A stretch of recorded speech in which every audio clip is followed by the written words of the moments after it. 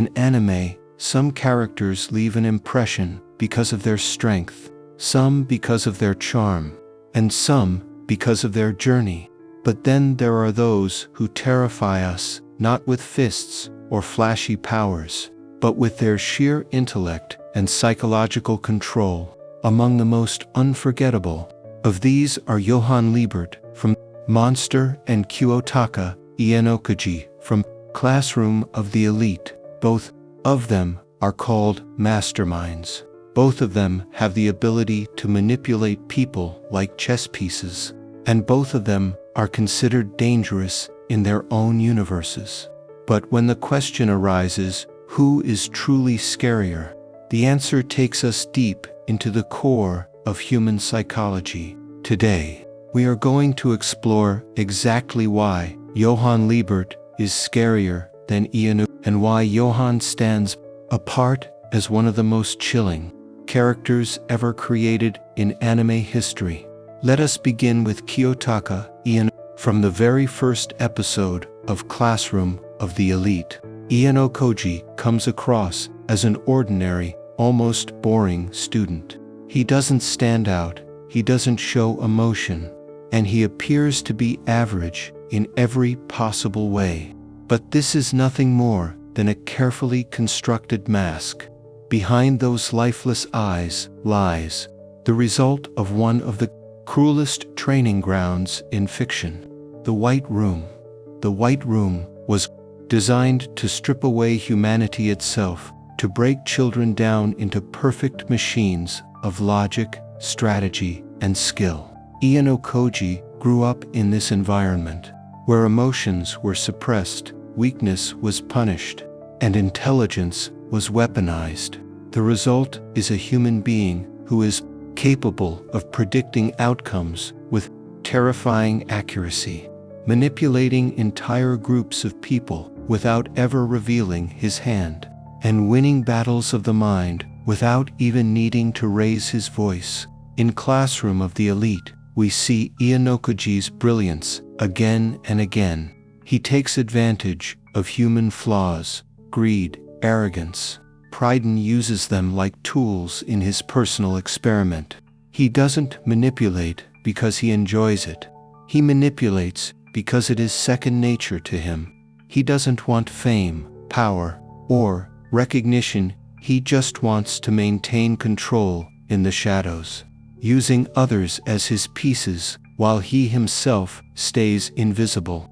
His greatest strength is his ability to pretend to be weak, to hide among the crowd while quietly controlling the board. This is what makes him terrifying inside the world of his anime. But here's the important detail. Ayanokoji is not scary to us, the audience. He's intimidating, yes. He's impressive, absolutely. But he doesn't haunt us. His manipulation feels cold, mechanical, and strategic. People who go against him are defeated, but they're not left with nightmares. They're broken, but not destroyed. Now, let us turn to Johan Liebert. Johan is something entirely different. Johan is not a strategist hiding behind the scenes. He is the scene itself. He doesn't need to manipulate. System C manipulates people at the very core of their being. Johan doesn't just change outcomes, he rewrites destinies. And the terrifying part is that he does it without ever raising his hand. Johan's presence alone is enough to unsettle anyone. His smile, his calm voice, and his piercing eyes carry the weight of something inhuman. He can look into someone's soul and make them feel as if they never mattered, as if life itself is meaningless. He can take the strongest of men and whisper words that push them to commit unspeakable acts, whether it is murder, betrayal, or even suicide. Johan is not a fighter. He is a living void, a walking abyss that reflects back the darkest side of humanity. Where Ayanokoji dismantles strategies, Johan dismantles people. Where Ayanokoji uses manipulation as a tool, Johan uses it as an art. He doesn't need an institution like the White Room to forge him into a monster. He became one, all on his own. And that makes him even more terrifying. With just his words, Johan can turn a loving father into a killer of his own family, or inspire a stranger to throw their life away in a moment of madness. He doesn't just manipulate for results, he manipulates for destruction. The difference in intent is critical. Ayanokoji manipulates because that's how he was built. He doesn't really care about morality or outcomes beyond his immediate survival or control. Johan, on the other hand, manipulates because he understands human weakness and he enjoys watching it consume people. He represents what happens when charisma and evil are combined in a single human being. Johan also doesn't need to hide in the shadows the way Ayanokoji does. While Ayanokoji thrives by being invisible, Johan thrives by being unforgettable. His presence is like poison in the air. It spreads, it lingers, and it changes people forever. Once you encounter Johan, you can never forget him. He doesn't just live rent-free in people's heads. He destroys the very foundation of their sanity. And this is where we realize why Johan is scarier. Classroom of the Elite is about hierarchy, competition, and manipulation within a structured environment. Ayanokoji is terrifying because he can bend the rules of that system. But Monster is about morality, about the fragility of human life, and about the terrifying darkness that exists in all of us. Johan represents that darkness. He is not just a manipulator, he is a question.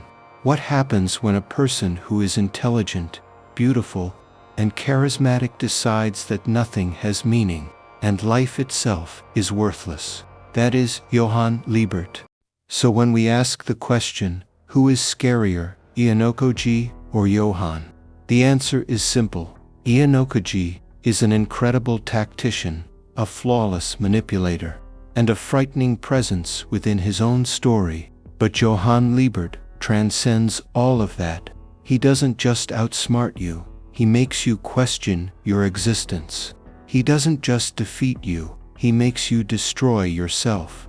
He is fear, not just to the characters in his world, but to the audience watching him. And that is why Johan Liebert is scarier than Ian. And if you've made it this far, here's something important to remember. Characters like Ayanokoji and Johan are reflections of human psychology. They show us that the scariest monsters aren't the ones with claws, swords, or supernatural powers. They're the ones who can manipulate our minds, twist our beliefs, and turn us against ourselves. That's why they stay with us long after the episode ends. And that brings us to the end of today's breakdown. What do you think? Do you believe Johan is scarier? Or do you think Ayanokoji's cold and calculated nature deserves the crown? Let me know your thoughts in the comments below. I love reading what you guys think. If you enjoyed this video, make sure to hit that like button, share it with your friends, and subscribe to the channel for more deep dives into anime's most fascinating characters. Until next time, stay curious, stay safe, and remember, sometimes the scariest monsters are the ones who look just like us.